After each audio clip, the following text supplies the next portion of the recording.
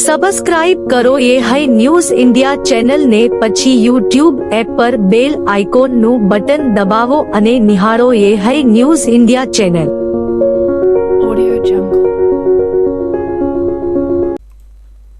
રાજ્યમાં ભ્રષ્ટ અધિકારીઓના અનેક કિસ્સાઓ સામે આવે છે, તો એવા વધુ એક લાંચિયા અધિકારીનો પર્દાફાશ કરવામાં આવ્યો છે.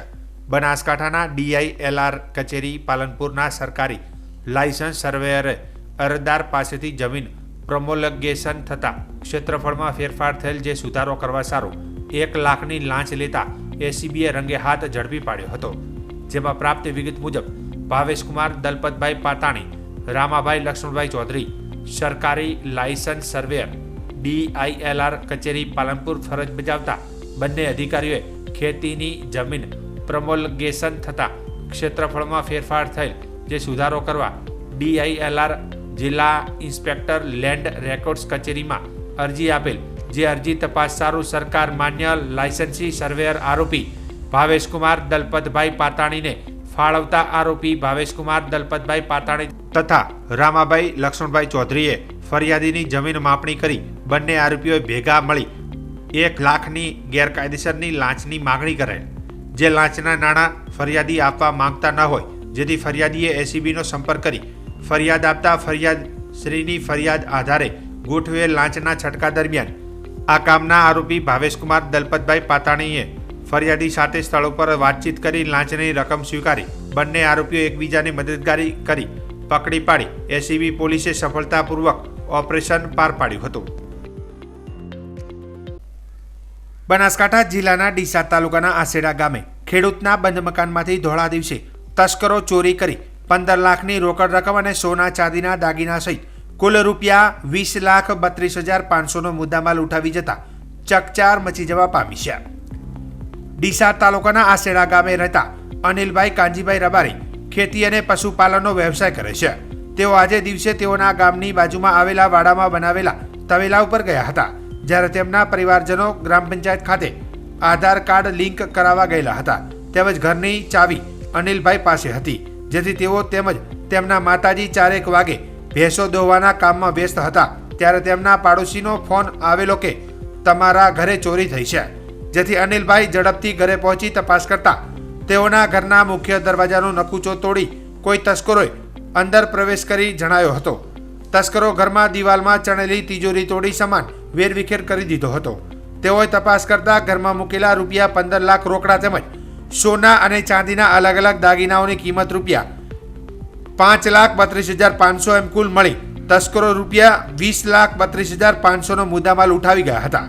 જે બનાવની અનિલભાઈ રબારીએ ડીસા તાલુકા પોલીસ મથકે ફરિયાદ નોંધાવતા પોલીસે ગુનો નોંધી પોલીસે ડોગ સ્ક્વોડ તેમજ FSLની ટીમને બોલાવી તપાસ કરવાની કાર્યવાહી હાથ ધરવામાં આવી હતી.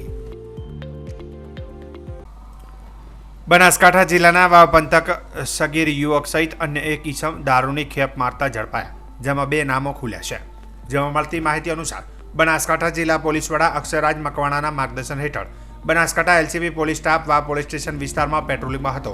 તે દરમિયાન ધરાધરા ગામે સામેથી એક Swift car number JJ18 BG 8168 વાળી વાવ તરફથી આવતી હોય, જે ગાડી શકબંધ લાગતા તેને રોકાવતા હાથ વડે ઈશારો કરતા ગાડી ચાલકે પોતાની ગાડી ઊભી રાખેલ નહીં અને ભગાડેલ. ત્યારબાદ LCB પોલીસ દ્વારા ખાનગી ગાડીથી પીછો કરતા ધરાધરાની સીમમાં ગાડી કોર્ડન કરી તપાસ કરતા ગાડીની ડેકીમાંથી ભારતીય બનાવટનો વિદેશી દારૂ તથા બિયરનો જથ્થો ભરેલ હોય સ્વિફ્ટ ગાડી તથા ચાલક લખમણભાઈ કરશનભાઈ પટેલ ભાચર તેમજ બાજુમાં બેઠેલ સગીર વયના યુવકને ઝડપી પાડવામાં આવ્યો હતો.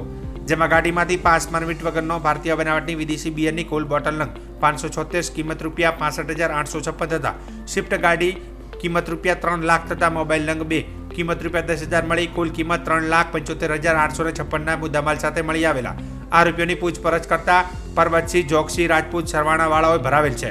તેમજ કીર્તિભાઈ રમેશજી વાઘેલા ઠાકોરે દારૂ મંગાવ્યો હોવાની કબૂલાત કરી હતી. ત્યારે વાવ પોલીસે સગીર યુવક સહિત 4 ઇસમોના વિરોધમાં કાયદેસરની કાર્યવાહી હાથ ધરી હતી. બનાસકાંઠા જિલ્લા પોલીસ વડાના માર્ગદર્શન મુજબ જિલ્લા LCB police team Soygam police station વિસ્તારમાં પેટ્રોલિંગમાં હતા. તે દરમિયાન બાતમી હકીકત મેળવી જોરાવરગઢ ગામની સીમમાં સ્વિફ્ટ ગાડી નંબર JJ18 BH 5297 માંથી ભારતીય બનાવટની વિદેશી બિયરની બોટલ ટી નંગ 458 કિંમત રૂપિયા ₹69,310 તથા સ્વિફ્ટ ગાડીની કિંમત ₹3 લાખ તથા મોબાઈલ નંગ 3 કિંમત ₹15,000 મળી કુલ કિંમત ₹3,84,310 મુદ્દામાલ પોતાના કબજા ભગોટાની સ્વિફ્ટ ગાડીમાંથી વગર પાસ પરમિટે ડ્રાઈવર ચાલક પ્રવીણકુમાર બાબુલાલ બિશ્નોઈ રહે વેડિયા ચિતલવાસણા તથા પ્રવીણકુમાર સુખરામ બિશ્નોઈ રહે આરવા તાલુકો ચિતલવાસણા તથા કરશનકુમાર મુકનારામ દેવાસી રહે વેડિયા તાલુકો ચિતલવાસણા વાળાઓને એકબીજાના મેળા પીપણાથી રાજસ્થાન રાજ્યમાંથી દારૂ ગુજરાતમાં ઘુસાડવાનું કાવતરું રચી મળી આવેલ હોય પકડાઈ જઈ તથા માલ ભરી આપનાર તથા મંગાવનાર તમામના વિરુદ્ધમાં સુઈગામ પોલીસ સ્ટેશનમાં કાયદેસરની કાર્યવાહી હાથ ધરવામાં આવી હતી.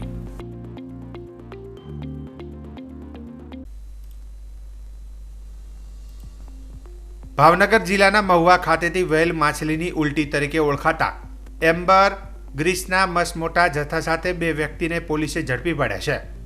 મહુવા પોલીસ દ્વારા બાતમીના આધારે આ ઓપરેશન પાર પાડવામાં આવ્યું હતું. દરિયાઈ સોનું તરીકે ઓળખાતા એમ્બર ગ્રીસ અતિ મૂલ્યવાન હોય છે.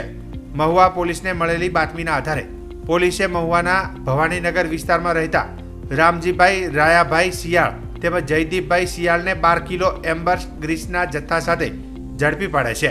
તેની કિંમત આશરે 12 કરોડ રૂપિયા કરતાં વધુ થતી હોવાનું પ્રાથમિક વિગતોમાં સામે આવ્યું છે.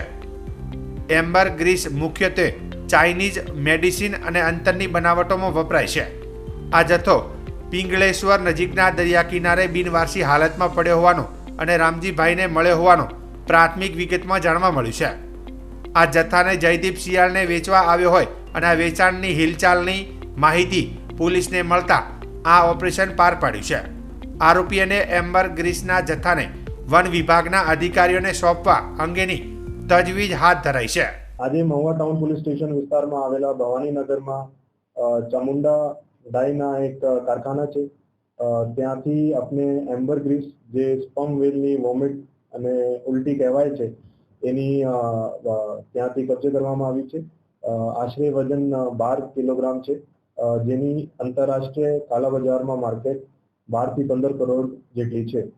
આમાં આપણે 2 આરોપીની ધરપકડ કરી છે, જેના નામ જયદીપ મગનભાઈ શિયાળ અને રામજી રાહાભાઈ શિયાળ છે. જે પ્રાથમિક માહિતી છે, આમાં જે બીજા આરોપી છે રામજીભાઈ, એને આ જથ્થો પિંગલેશ્વર મહાદેવના મંદિરના દરિયાકાંઠા પાસેથી મળ્યા હતા.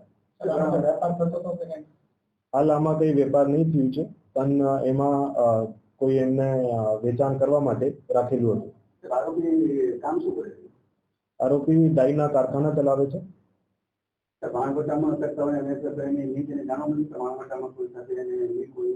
હાલ આ તપાસ ચાલુ છે. જે પણ માહિતી મળશે આપ સાથે શેર કરવામાં આવશે. કેટલા સમય પહેલા આ 1 થી 1.5 વર્ષ પહેલા રાહાભાઈને મળ્યા હતા. બજારમાં વેચવા દેતા વેચવા માટે પ્રયાસ ચાલુ હતા, પણ કોઈ જે સક્સેસફુલ ડીલ એની નહીં થઈ હતી.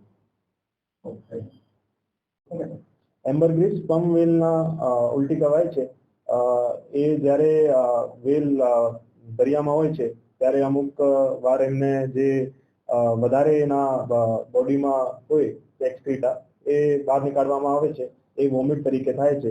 એની આંતરરાષ્ટ્રીય બજારમાં વધારે કિંમત હોવાનું કારણ એના જે પરફ્યુમ ઇન્ડસ્ટ્રી છે મિડલ ઇસ્ટના ત્યાં અને જે ચાઇનીઝ મેડિસિન ઇન્ડસ્ટ્રી છે ત્યાં ઉપયોગ કરવામાં આવે છે. જે સ્પર્મ વેલ છે એ અરબ સાગરમાં ગુજરાત કોસ્ટ ઉપર અવારનવાર જોવામાં આવે છે.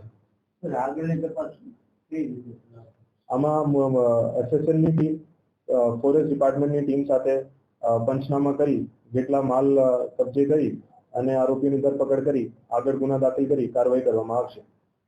આમાં 2 છે કે વધારે આરોપી થઈ? હાલ 2 આરોપીઓનું નામ સામે આવ્યું છે. આગળની તપાસ ચાલુ છે. કચ્છનું રણ પોતાની સફેદ ચમક, જીવંત સંસ્કૃતિ અને મનમોહક સૂર્યાસ્ત માટે સુપ્રસિદ્ધ છે.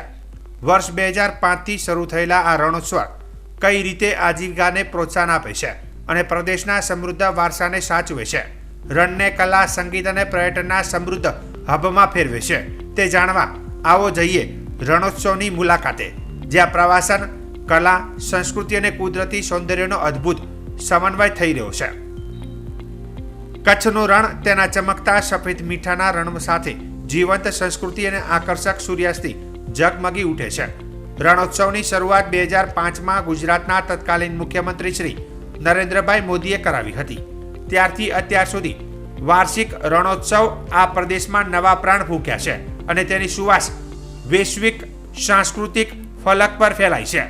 રણોત્સવ થકી કલા, પરંપરા અને પ્રકૃતિની ઉજવણી થકી અર્થતંત્રને પણ બળ મળે તો જ છે, સાથે સાથે વિશ્વભરના પ્રવાસીઓને પણ આકર્ષે પણ છે. पूरे रण उत्सव में हर एक एरिया में आप जाओगे तो आपको कच्छ की एक छाप दिखेगी, कच्छ का कल्चर दिखेगा, कच्छ की आर्ट दिखेगी. कहीं से भी गेस्ट आए, साउथ इंडिया से आए, नॉर्थ से आए, वेस्ट से आए, बट उसको इस जगह में आके जरूर लगेगा कि हम कच्छ में आए हैं. રણ ઉત્સવના કેન્દ્ર સ્થાને આવેલા ટેન્ટ સિટીએ પણ ગયા વર્ષે 7.42 લાખ પ્રવાસીઓને આકર્ષ્યા હતા, જેમાં ક્રાફ્ટ સ્ટોલ થકી રૂપિયા 6 કરોડ અને ખાણીપીણીના સ્ટોલ થકી રૂપિયા 1.36 કરોડની કમાણી કરી હતી. આ વર્ષે 3 સ્ટાર સુવિધાઓ સાથેના 400 ટેન્ટ ઊભા કરવામાં આવ્યા છે, જે આગામી 28મી ફેબ્રુઆરી સુધી પ્રવાસીઓની આગતા સ્વાગતા કરવા માટે તૈયાર છે. In 2023-24 Ran Utsav, there was a total of 7.42 lakh visitors coming there. So that would have, translated into lots of employment opportunities, direct or indirect. For example, as a tourist guide, as someone who's providing them accommodation, maybe someone who is providing them transportation. So many ways that the locals would have, benefited out of this event. मैं London में job करती हूँ मैं गुजराती. अभी मैं अहमदाबाद घूमने आई थी और मेरे फैमिली के साथ मैंने ट्रिप प्लान किया और हम आज ही आए हैं रन घूमने. और टेंट सिटी बहुत ही सुंदर है. अभी हम जस्ट वाइट रन देख के आए हैं, बहुत ही खूबसूरत है सब कुछ. 2001 में जब भूकंप आया था उसके बाद जो कच्छ की और भुज की जो हालत हुई थी, उसके बाद आज देखा जाए तो बहुत तरक्की और प्रगति हुई है. 80% से ज़्यादा जो इधर जो काम करते हैं सब इधर के लोकल रोजगार है. जो अंदर टेंट सिटी में जो भी अपनी सर्विस दे रहे हैं, जो भी अपना सर्विस में काम कर रहे हैं, वो लोकल ही है. 80% उनको रोजगार मिल रहा है और इतना अच्छा सुंदर बनाया है कि प्रदर्शन भी बाहर से लोग दूर से लोग देखने आ रहे हैं. રણ ઉત્સવમાં પ્રવાસીઓના ઘસારાના કારણે સ્થાનિક સમુદાય, ખાસ કરીને કારીગરોને ફાયદો થયો છે. કચ્છના કારીગરો તેમની કળા અને કૌશલ્યને વેચવા માટે રણોત્સવ વૈશ્વિક પ્લેટફોર્મ પ્રદાન કરે છે. ટેન્ટ સિટીમાં હેન્ડલૂમ અને હેન્ડીક્રાફ્ટના સ્ટોલ રાખવામાં આવે છે, જેના થકી પણ અનેક રોજગારીની તકો ઊભી થઈ છે. સાંસ્કૃતિક કાર્યક્રમમાં આવનાર સ્થાનિક કલાકારોને તેમની પ્રતિભા દર્શાવવા માટે પણ એક મંચ પણ પૂરો પાડવામાં આવ્યો છે. और रण उत्सव लगने से ऐसा है कि सर यहाँ के लोग पहले बाहर नौकरी के लिए जाते थे, काम धंधे के लिए जाते, उसके लिए अभी ये 4 महीने का हमको रोज़गार मिल गया. उसके लिए 12 महीने का हमारा काम हो जाता है उसके अंदर सर. इसके लिए मोदी जी का हम खूब धन्यवाद मानते हैं कि उन्होंने इतना बड़ा इवेंट यहाँ पे खड़ा करवाया. કચ્છના સફેદ રણમાં દર વર્ષે યોજાતો રણોત્સવ એક મુખ્ય પ્રવાસી આકર્ષણ અને સ્થાનિક સમુદાય માટે આવકનો મહત્વપૂર્ણ સ્ત્રોત બન્યો છે. રણોત્સવ થકી અસંખ્ય રોજગારીની તકો ઊભી થઈ છે. સાથે સાથે ઊંટ અને ઘોડાના માલિકો પ્રવાસીઓને રણ અને દૂરના વિસ્તારોમાં લઈ જતા હોવાથી તેમની આજીવિકા અને આર્થિક સ્થિતિમાં હાલ સુધારો જોવા મળ્યો છે.